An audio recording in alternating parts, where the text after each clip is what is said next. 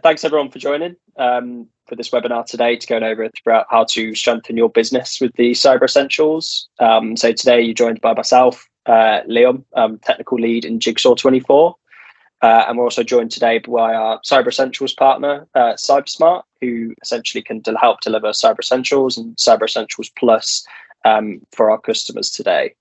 And to get started, we're going to obviously go through the introductions and introduce the CyberSmart team as well. So I'm just going to pass over to Ryan to introduce himself first. Thank you very much, Liam. Yeah, so hi everyone. My name's Ryan. I'm the partner account manager looking after the relationship of Jigsaw 24 and CyberSmart. Obviously here to give you a good insight to the cyber landscape, Cyber Essentials, some real life scenarios, and hopefully help you on your own journey to become Cyber Essentials certified and better protected. We originally advertised Henry to join us from CyberSmart. Unfortunately, he's no longer able to join us. So we will make sure that all the information is related correctly. Any questions you might have then will be passed back to Henry. But we have Adam Pilton from CyberSmart still here, still able to join us and still able to present on his side of things. So he'll give you a good insight. He'll cover what needs to be covered. We'll both give you a good insight to CyberSmart and then also relate it back to Jigsaw 24. I'll pass you over to Adam to introduce himself. Hello, yes, I'm Adam Pilton. I'm a senior cybersecurity consultant here at CyberSmart. My background is in law enforcement. I worked for the police as a police officer for 15 years, both Hampshire and Dorset Police, latterly leading the cybercrime team. So today I'm going to run through an investigation that I undertook in relation to an insider attack. And I'll also be looking at some statistics that CyberSmart have gleaned from a survey we conducted with Censuswide, where we spoke to 1,000 UK SMEs, the senior leaders and decision makers there, to understand how the cost of living crisis is impacting them. And as Ryan said, Henry's put together a presentation in relation to Wi-Fi hacking and the dangers of that. And I'll be covering that too, using some of my experiences of doing the same thing in policing.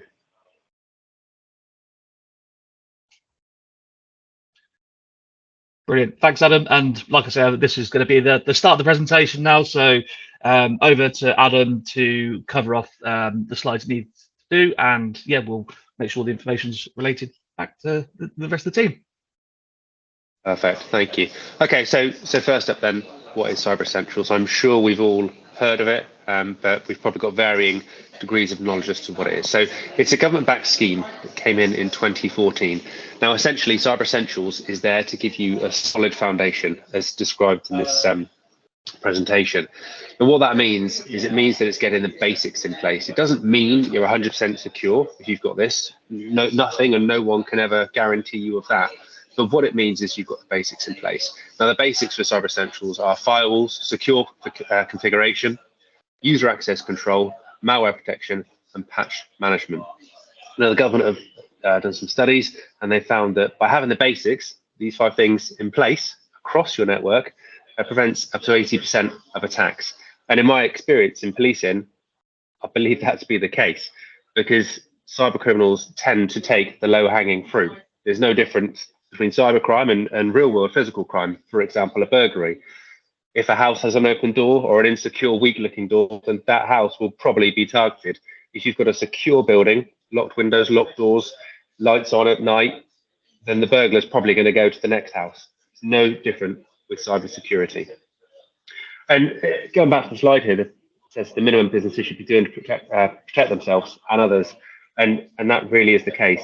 This is the first step of many you should be taking, and it's not get Cyber Essentials job done, it's maintaining the standard and building upon it over time. And Cyber Essentials is designed to make sure that everybody else knows that you're protected, and we'll cover that in a moment in the benefits. But there's 2 forms of Cyber Essentials here. You've got Cyber Essentials, which is the first step. This is a self-assessment. So this is essentially a series of questions that you will answer yourself and proclaim what controls you've got in place. This is things such as declaring the scope of your organization. So what devices, what laptops, computers, mobile devices do you have? And then going on to discuss the controls you've got in place. How do you protect them? How do you protect the information on your network? Now, once you've answered the questions and they've been assessed and they comply with the standard, then you'll be Cyber Essentials certified. And at this point, this is valid for 12 months before you'd have to renew it again, update your answers as your network will undoubtedly change.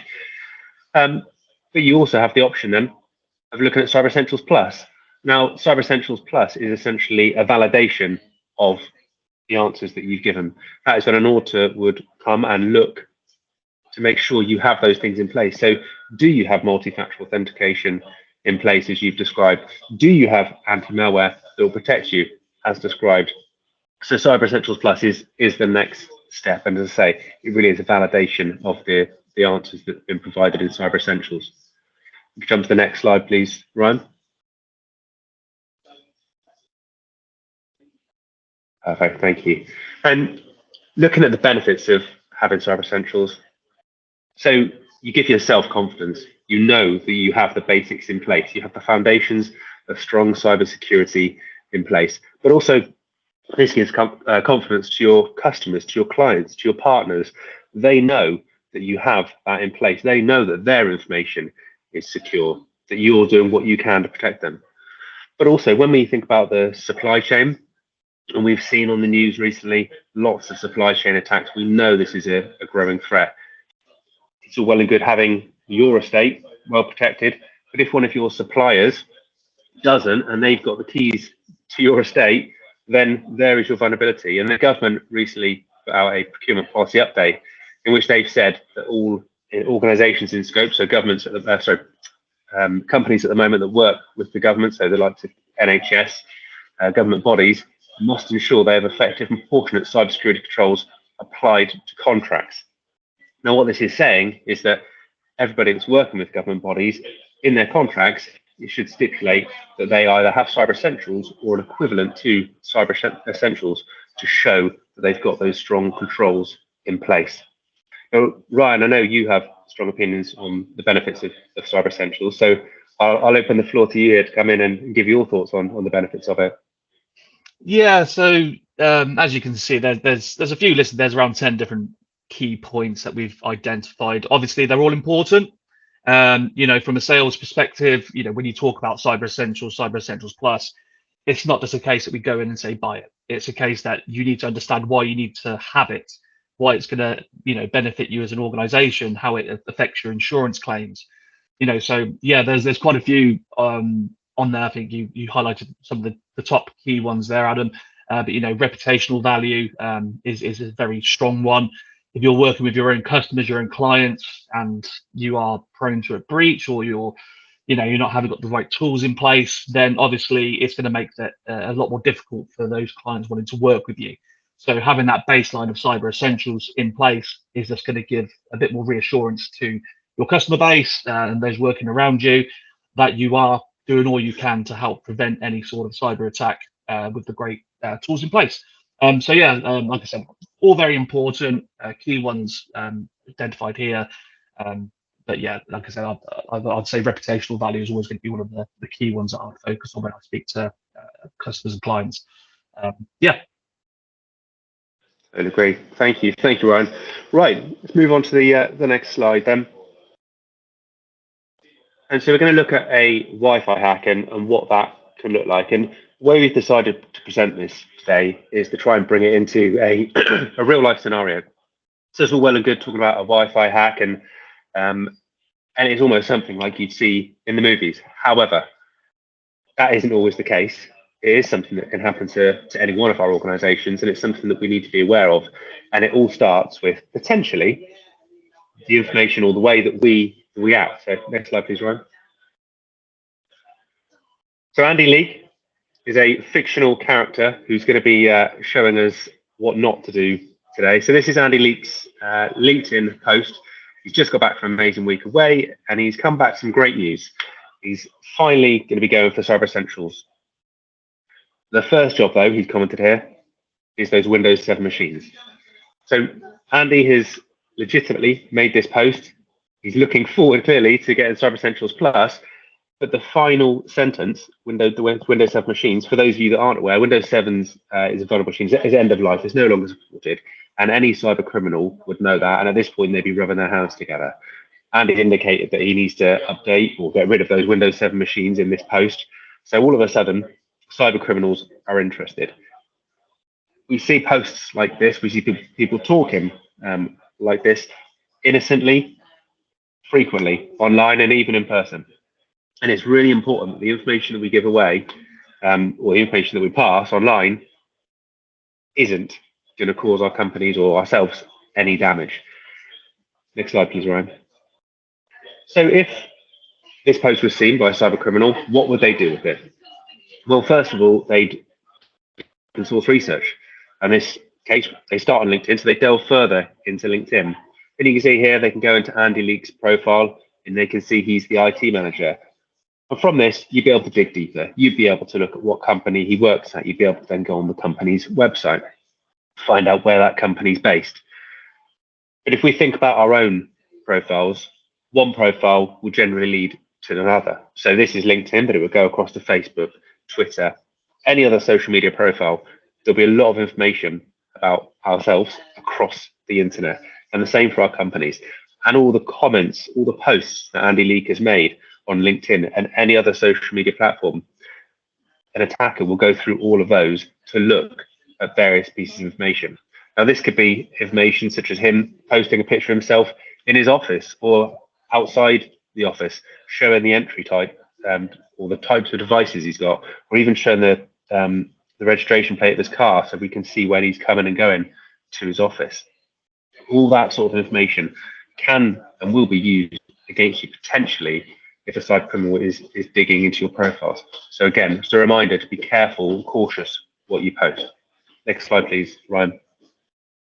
And if we dig deeper into the open source intelligence here, this is something called wiggle.net. This is publicly available. You have to sign up for an account to get into greater details, but it's publicly available information. And wiggle.net is essentially where data from war driving is recorded. Now, WAR, for those of you that haven't heard of it, stands for Wireless Access Reconnaissance. And this is essentially when people drive or walk around and they capture the Wi-Fi signals of where they are.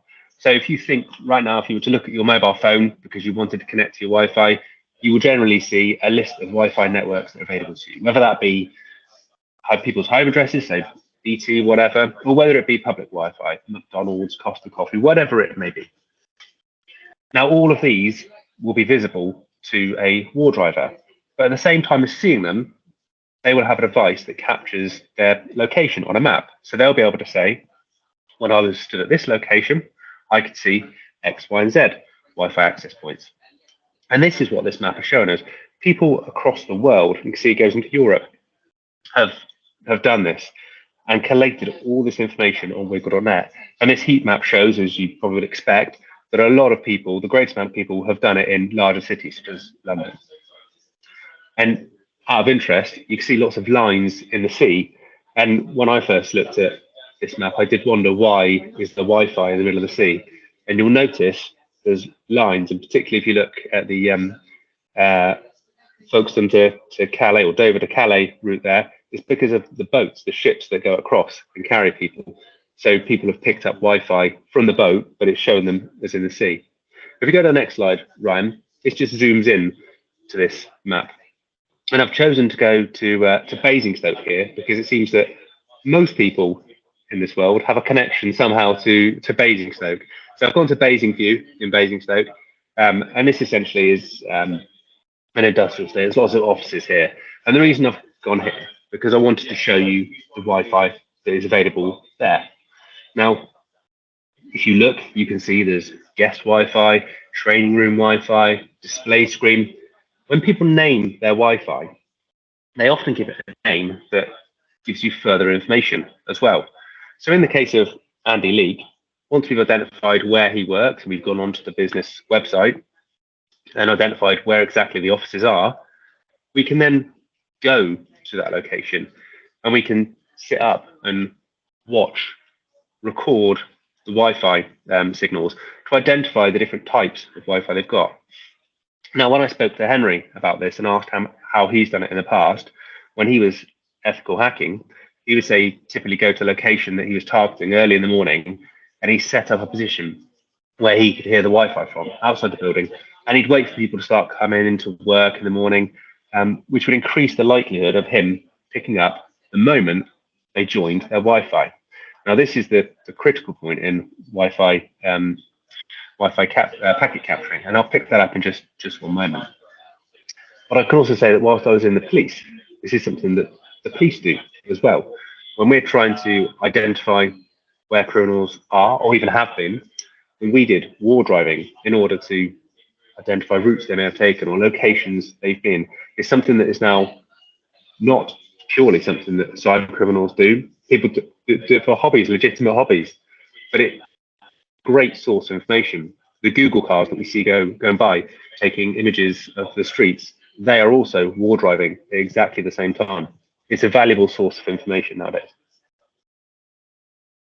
And one other point that Henry asked me to cover here is the use of open networks at this point.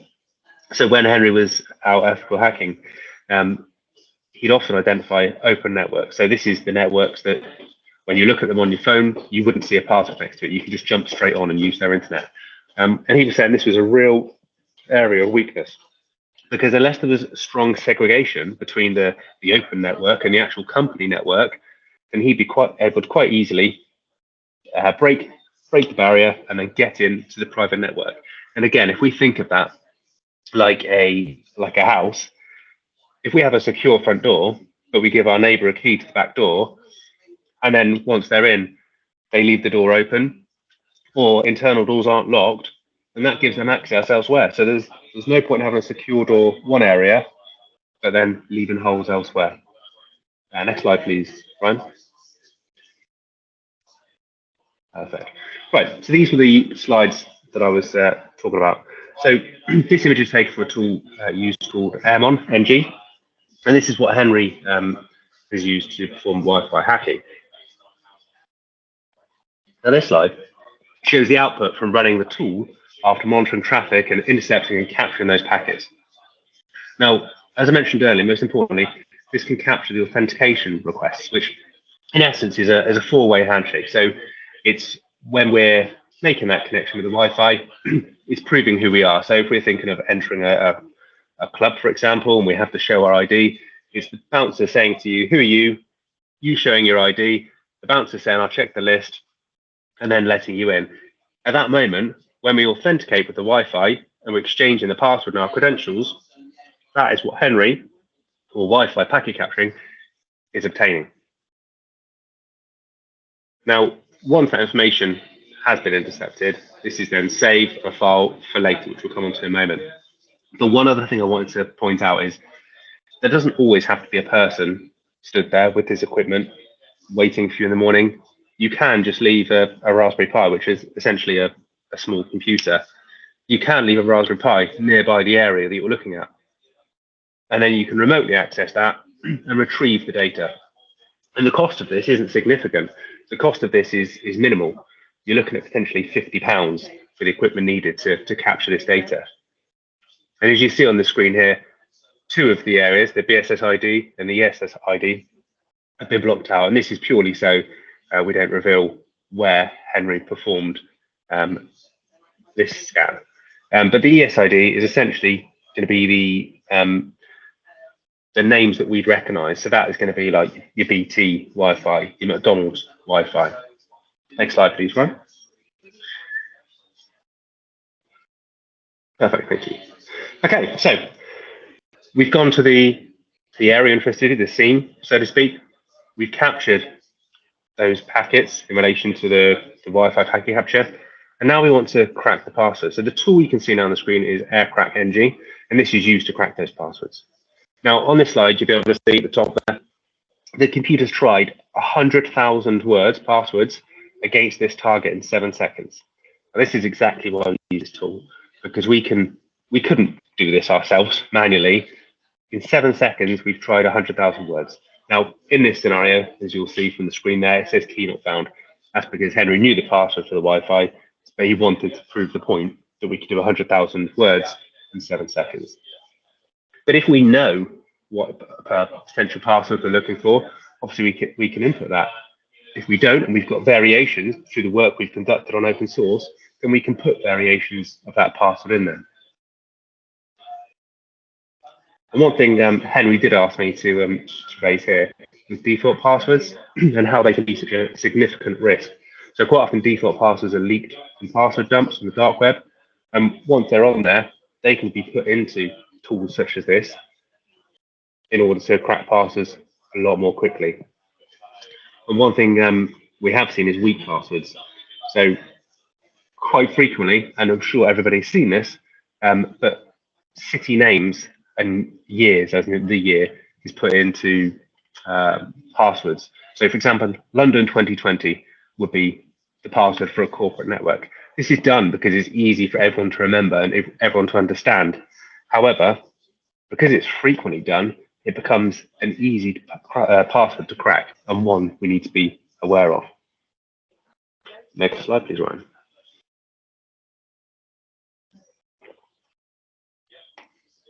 Okay, right, cracking the case of the insider threat. So this is the investigation that I conducted into the inside attack. So next slide, please, Ryan. So the initial report I received for this incident was an email had been received by the entire company from the CEO. The email was derogatory about an individual member of staff, and when I say derogatory, it was particularly vicious. The message was signed off with the phrase, "your friendly CEO," which is not a phrase used by the CEO, and the CEO was locked out of his account. So at this point, the external IT company were conducting an internal investigation, but the company really were in a state of panic. They had no idea who had done this, why they were doing it, or even how this had happened. But most concerningly for the company is they didn't know if they were still under attack. Was something else happening? Were further attacks going to happen? They had no idea. Next slide, please, Ryan. So a few days passed, and I received the internal investigation, and it finds that an admin account had reset the CEO's password. That admin account was accessed by an O2 cellular IP address, and someone had recovered a historic email, which used the phrase, "your friendly IT manager," and this had been sent by the now ex-IT manager. Next slide, please, Ryan. So at this point, I have three suspects: the ex-IT manager, the CEO, and the current outsourced IT provider. Now, the reason these three are suspects is because they're the only ones that had admin access. So they're the only people that were able to create additional admin accounts, both now and historically. And just to add a little bit more, the ex-IT manager had left 2 months prior to this incident, and his departure from the company was a case of he had the choice between jumping or being pushed, so to speak. So he didn't leave on the best terms. Next slide, please, Ryan. So my investigation. Knowing what we know, I believe the ex-IT manager was most likely responsible. So my investigation initially was to either prove that theory or disprove that theory. So I started by looking at the telephone of the ex-IT manager. I spoke to the company and I asked them what was the last telephone number they had for the ex-IT manager. I then done some work on that telephone number. I found that it was still live. It was registered to the ex-IT manager at his home address and was being paid for by the ex-IT manager. But most importantly and most interestingly, he was using the O2 network, which ties in with the fact that the attacker used the O2 network. I wanted to understand a bit more about the ex-IT manager. So I looked at the accounts that he legitimately had access to whilst he was an employee of this company. So e-commerce accounts, cloud-based accounts. And I looked at how he was using them. And I found that he was logging on at all times of day and night. And that he was logging on from the office, but he was also logging on from his home IP. But again, interestingly and crucially, he was also logging on using O2 IPs. And just to clarify this point here, the O2 IPs, that's using the cellular network. So the mobile data we get on our mobile phones, for example. So I suspect he was tethering from his mobile phone. And as I looked further into these accounts, I could see, particularly in the e-commerce accounts, interesting activity. And this was that he was placing lots of orders and high value orders as well. One such order was for a GPU, so a graphics card, which was over £1,000. But there was no need for this company to have this sort of equipment. And when I asked the company what was this for, they had no idea. And they had no idea even where the equipment was. but one of the orders stood out to me. And that order was delivered on a Saturday to the offices. And the offices were shut on a Saturday. No one was there. The only person there was a security guard, and I could see that the security guard had signed for it. So I went and spoke with the security guard, and I asked if I could look at his logbook. And he showed me the logbook for the day. And interestingly, on the day in question, the IT manager had come down and spoken with the security guard and left his telephone number, the same telephone number we just looked at. And he asked that when the parcel arrived, he'd be called so he could come and collect it. And the logbook showed exactly that. The parcel was delivered, the IT manager was called, and he came and collected the parcel. Well, for me, this is fantastic because now I can see that the IT manager was definitely the person using that phone. He was definitely the person placing those orders. There's no possibility that someone could have hacked those accounts and done it on his behalf because he has physically come and collected that parcel. Next slide, please, Ryan. So I now have a prime suspect. It is the ex-IT manager. Next slide, please, Ryan. The ex-IT manager recently left the company on bad terms, essentially. He used the phrase, your friendly IT manager, in an email that we've got a copy of, which is the same phrase used, your friendly CEO, same phrase used in the malicious email. He had the ability to create a new admin account. He has access to an O2 phone and has history for using O2 IPs. We've seen that, and that is the same as what the attacker did. And I've proved his dishonest character. Now, clearly, the IT manager was buying items that was no need for the company to have. So I would suggest either he was buying them for himself to improve his computer at home, or he was buying them to sell on. So I've proved his dishonest character. Next slide, please, Ryan. So I present these findings to the company, and I tell them the IT manager still had access to the company network, which was actively in use and not detected. And I highlighted the fact that the IT manager was able to log in to the company network outside of core business hours. No flags were raised. Nobody was aware of this. I highlighted that he is able to log in from external IP addresses. Again, no flags were raised. And this was across any account, not just the admin accounts. But the admin account specifically existed for over a year without being identified, and this was the admin account used. This was created, say, over 12 months previously, and it was never used since, so it sat there dormant for 12 months plus. Now, most companies, certainly companies with Cyber Essentials, will be checking their accounts, admin or not, regularly, to make sure they're A, being used as they should be, but B, they're still required. And particularly with admin accounts, you need to be making sure that they are being used appropriately and they're not sat dormant because they could be abused. And in this case, that wasn't happening. And finally, lack of policies and procedures. There was no policy in relation to spending. So the IT manager was able to freely spend as much money as he wanted on whatever he wanted without question. But also, there was no asset tracking. So when he was spending this money and items were coming into the company, no one knew what they were or where they were, to the point that when the IT manager had these items and had left the company, nobody knew where they were. And finally, the procedural point there, when the IT manager left the company, there was no offboarding procedure. There was no moment in time where they stopped, they looked at the accounts and the access that he had, and they disabled that or they deleted that. This meaning that a potential opportunity, which could have negated this attack, was missed. Next slide, please, Ryan. So the outcome. This is the moment that I'm sure you will imagine I'm going to say, I arrested the IT manager. I put the overwhelming evidence to him. He put his hands up, admitted his wrongdoing, and he was suitably punished by the courts. Unfortunately not. If you could click here, please, Ryan. The company decided not to take any action. They didn't want the case to be public, and they didn't want to receive any bad publicity or expose themselves, their clients, their customers, their partners, for their lack of controls or IT security. So they made the decision not to take any action. Now, I understand this decision. However, it's left a couple of holes. Firstly, for themselves, They don't know if the ex-IT manager still has access to their network. Does he have access to their physical buildings? They don't know. Are there further accounts sat there? They will never know. If I was able to arrest the IT manager, search his property and interrogate his computers, the devices he has, then we would have been able to ensure there was no loopholes or any backdoors left. Secondly, and most relevant to people listening to this webinar, is the IT manager doesn't have a criminal record. He doesn't have a mark against his name from his previous employer saying that he was dismissed because of his dishonesty or his poor conduct.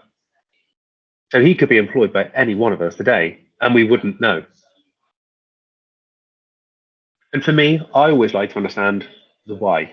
Why do people behave the way they do?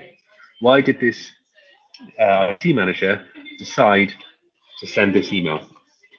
Was it spite? Was it against the person that the email referred to, the CEO? Or was it about money? We don't know, and we never will do. However, the stats from the survey that CyberSmart conducted do give an indication of maybe why this is. Next slide, please, Ryan.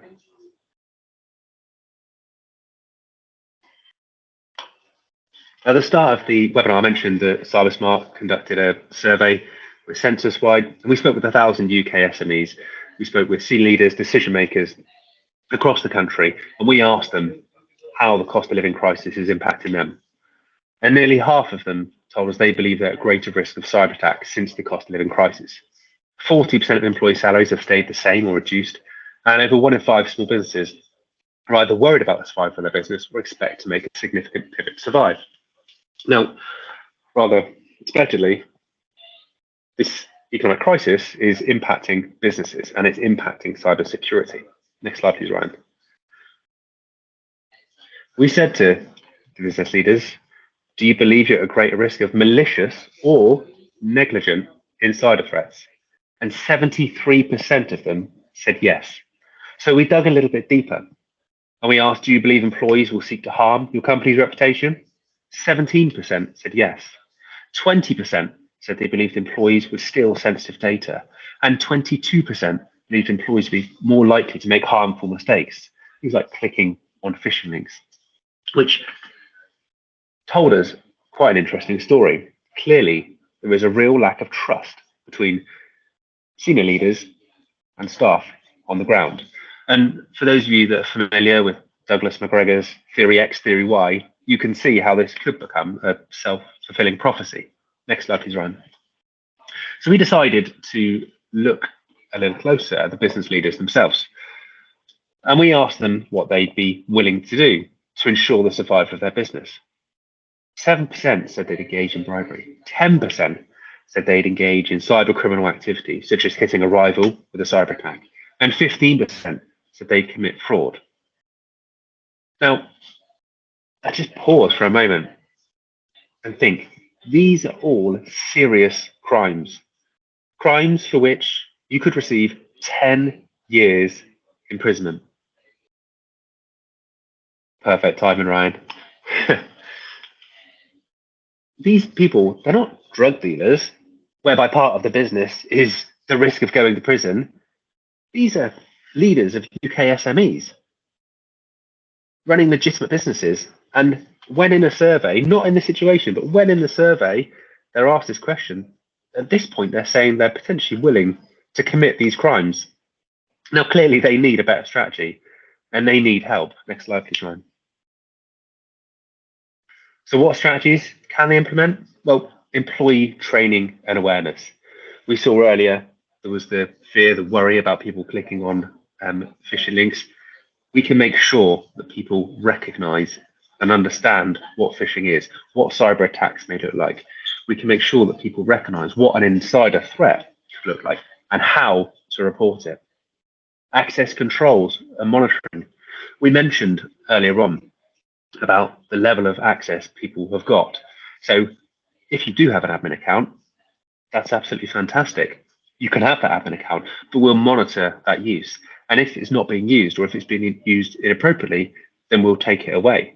Or if you've got access to certain data and you change your job role, Do you still need that access? Do you need a different level of access? There needs to be controls in place and monitored.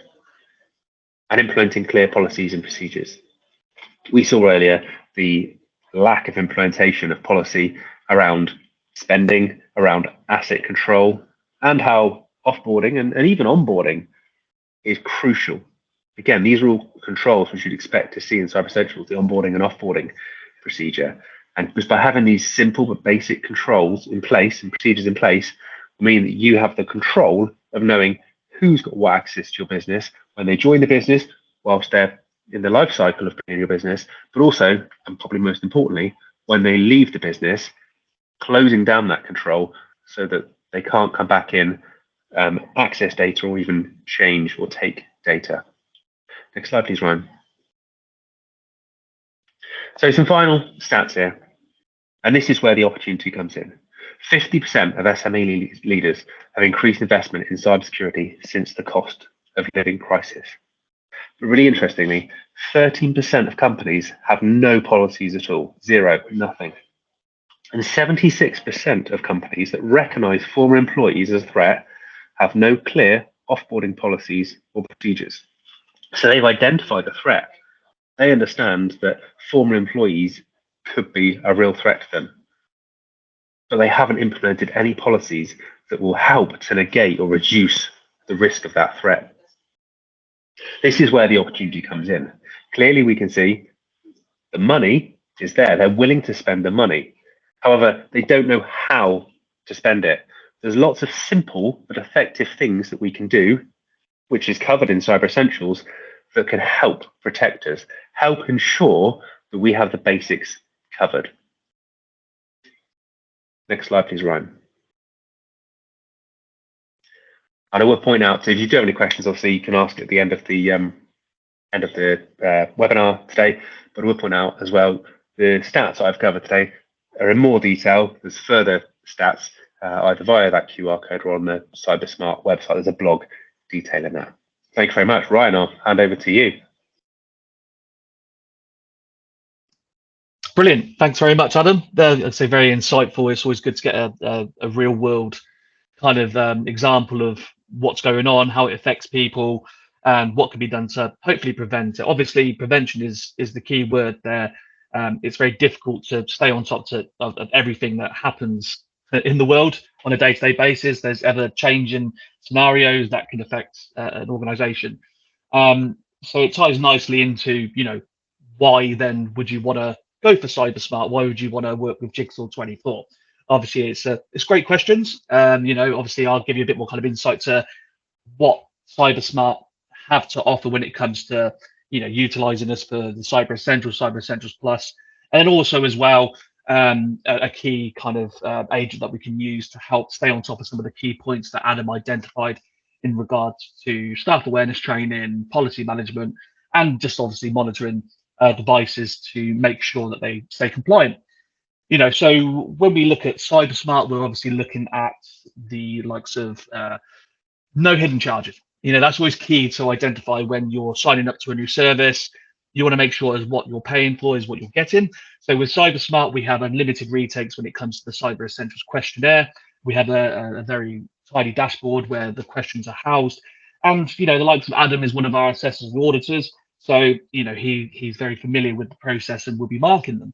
So again, you've got official support, official guidance from CyberSmart, as well as Jigsaw 24 supporting you as well, making sure that you're passing your Cyber Essentials. When that ties in nicely to Cyber Essentials Plus, again, in a kind of simplest way, we hold hands as much as we possibly can. We want to make sure you're getting the best scenario, the best kind of experience when you're going through your Cyber Essentials. It can be quite daunting having to answer all these questions, having to identify problems in your own environment. So we want to make sure that support is given 360. You can just get as much support as you possibly can. Also with CyberSmart, we're the UK's #1 certified body. So, we mark over 4,000 assessments a year, and that's ever growing as we grow as well. So, the reassurance that you will come into a company that's going to support you through that process. And again, tying it nicely into Jigsaw 24, that their support team and their wider team are going to support you as their customer through that process. A key thing to identify, as you can see there as well, is that we can offer up to £100,000 worth of cyber insurance. The standard across the scheme is 25,000, but with CyberSmart, we've now implemented 100k incorporated into the bundle. So when I say bundle, this means incorporating Active Protect, which is a tool that we've provided as part of a continuous compliance. So included in that tool would be monitoring of your devices, making sure that you've got your firewall enabled, making sure you've got antivirus in place, making sure that user admin accounts are not active all the time. Because going over the key points which Adam raised, some of these are a no-go, especially, the admin accounts can throw a lot of people off. So again, having a tool that identifies this and then having Jigsaw 24 to support you with fixing those issues just makes your life as a customer, as a client, very straightforward. This ties in nicely as well to the staff awareness training that we can also offer on the platform, and policy management. If you're looking to push towards the big ISO standard, you're going to need to have some sort of product in place that offer this service. So again, tying it nicely into CyberSmart and why to use us, and also why to incorporate that into the Jigsaw 24 structure, just gives you a good 360 scope of supporting you as a client. Anything you'd wish to add on that, Liam, at all from a Jigsaw 24 perspective? Well, no, I guess if you go to the next slide, we can talk a little bit around just a little bit more on exactly what Ryan meant in terms of where Jigsaw can help and CyberSmart as well. And we actually have a sort of a pre-made sort of engagement for organizations where they maybe don't know where to start with Cyber Essentials, and where they do need some assistance and some sort of consultancy type of sort of engagement, where we can come in and help do a sort of a pre-Cyber Essentials assessment before you start to fill in and go through that certification process. So what we are able to do is provide that level of consultancy and help provide a sort of a RAG-based approach to any sort of gaps in that sort of process, and then work with yourselves on implementing changes and fixing those gaps. So that Cyber Essentials process is really straightforward and really simple. So you're able to go from Cyber Essentials assessment straight into Cyber Essentials Plus, hopefully with the knowledge and sort of the safety net of that you should pass that first time, because we've had the chance to resolve everything in the first hand, and obviously prevent all these potential issues that Adam went into detail on earlier. And hopefully they don't become a reality once we've gone through that process. So if there is anyone listening to this webinar that would like to know more on that, obviously just ask any questions or reach out to us, and we can talk through that sort of process and where we can help. Go to the next slide, please, Ryan. And one other area we kind of just wanted to talk about was actually around privileged access for Mac, and this was a issue or kind of a potential gap that we saw on Mac devices for a lot of customers. So people who don't know, Jigsaw are obviously an Apple first organization, although we do support Windows environments, Linux types environments. We lead with Apple, as Apple's kind of lead Apple enterprise reseller in the UK. And one of the big gaps that we saw was how customers were managing administrative access on Mac devices. So there's a good reasons why users might need administrative access to be able to do some functions of their job. Essentially, you think in developer type roles and other type roles that may require admin credentials to be able to do certain activity. So what we did and kind of what we built internally was a mechanism to be able to get just-in-time admin access, and we focused on making this Cyber Essentials Plus compliant, so you can pass that whole assessment. And we do this through a different mechanism. So we can prompt for password and MFA, but also we can. One thing that Cyber Essentials dictates is that you can't elevate the primary account on the device. So what we're able to do is actually create a temporary account where the password is constantly refreshed and locked down when obviously that's not being accessed. And they just access this all through and manage this all through an instant toolbar application, and go to the toolbar, request time, give a reason. So we can report against all of that as well. So if we get audited and we need to keep a report of who's constantly elevating to admin and things like that, that we've got all that information. And then, like I mentioned, we can password protect that and block that behind multi-factor authentication as well, to provide extra security, so no one can just jump on the device and make themselves admin, for example. And this is a tool that we built internally. So again, any questions around that, this is a Mac focused solution, obviously just based on who Jigsaw are, but this is a Mac focused solution. So any questions on that, yeah, feel free to reach out and I can discuss that in more detail. Cool. Yeah, through to the next slide. So we can basically go through any questions. We did have some questions that we came in sort of before the webinar. I don't know, Brian, if you got them to hand, I want to quickly go through them. Yeah, certainly. So let me just find where these were. 2 seconds. Right, so we were looking at these sort of questions that are coming in. So obviously, I think this ties into what you just showed there as well, Liam. So one would be, are biometrics an acceptable form of credential? So Adam, I don't know if you want to go over that in a bit more detail, just give people insight of what it means and best answer for that. Yeah, so with biometrics, the answer to this one is yes and no. So biometrics are an acceptable form for unlocking devices. So you can use biometrics, so fingerprint, face recognition, to unlock your device. However, the key element is that you cannot access any organizational data from that point. You would have to enter your credentials here. So this is where we're looking at 12-character passwords or 8-character passwords supported by MFA and or a password deny list. So hopefully that answers that question for you. Brilliant. Like I mentioned at the start as well, if there are any other questions around the answers or anything else that's not being covered, please reach out to Jigsaw24. You've got Adam's direct email from the slide previously as well. Be more than happy to answer any further questions. But there's a couple more from this webinar. So we also have, would Cyber Essentials have stopped the insider attack? So again, I think that's for you, Adam. Yeah, so for me, the answer to this is probably it would have. So first things off, I touched on it during the presentation, but the offboarding, I think if offboarding was conducted properly, then there was a great opportunity there to look at the accounts that the XIT manager had access to, disable them at that point.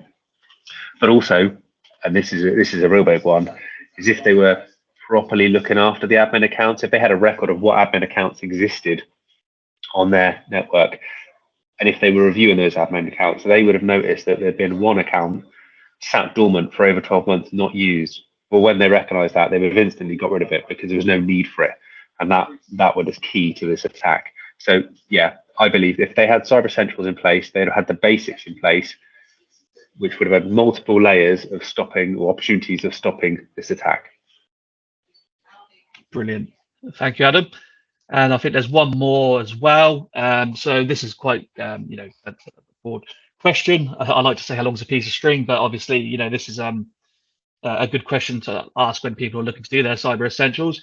So how long would it take to become Cyber Essentials certified? So again, I think with you, Adam, being on the assessment side as well, like I said, how long's a piece of string? I think just to cover off maybe a key points that I've noticed, and then let you answer the question fully. It's all dependent on the environment itself, obviously making sure the tools are in place. You want to make sure that you've got a secure environment in place before you're answering questions. But again, the scheme's in place to help you identify those issues as well. So if you want to touch a bit further on that, Adam, as well, off the back of that. Yeah, so I'd really echo that, Brian. I think it really does depend upon the condition of your network at the time and the controls you've got in place. So if you had a perfect, so your network is well managed, your cybersecurity is in line with Cyber Essentials, if you were to come to the CyberSmart auditors, we return your assessments within the same day. So potentially, if everything's good, then it'll be less than 12 hours. You get it in the same day. However, we will work with you. So if there are issues, then we will give you advice as to what needs to be implemented. and as I think you mentioned already, that is unlimited. So the time really is up to the individual that's applying for Cyber Essentials. It could be as quick or as slow as you need it to be. Brilliant. Yeah, and like I mentioned previously as well, that 360 kind of support that not only CyberSmart are giving, but also Jigsaw24 are providing. It just makes a nicer experience, and it reassures any client and customer that is quite daunted by the process. Just gives them that kind of support to help them get that certificate, get that logo, build better rapport with their client base. Again, going insurance claims, it's just making sure that baseline is ready. Obviously, then it sets you up nicely for Cyber Essentials Plus, and then beyond that towards your ISO. So a good kind of starting platform for any organisation out there. I don't know, Liam, was there any more questions you could see your side from anyone else? No, I can't see anything my side. I think if anybody has any questions, feel free to reach out, and we can have a call on that, or I can reply to those accordingly. But yeah, I think we can kind of wrap up there. So huge thanks to Ryan and Adam for that. Some really, really interesting stuff there. Like I said, if there is any further questions, or if you think about anything else after the webinar, typically I always think of questions and always think I should have asked that during the webinar. You can reach out to us, and we'll get back to you with any answers on that. So yeah, thank you for everyone for joining. Hugely appreciate your time. Yeah, thank you.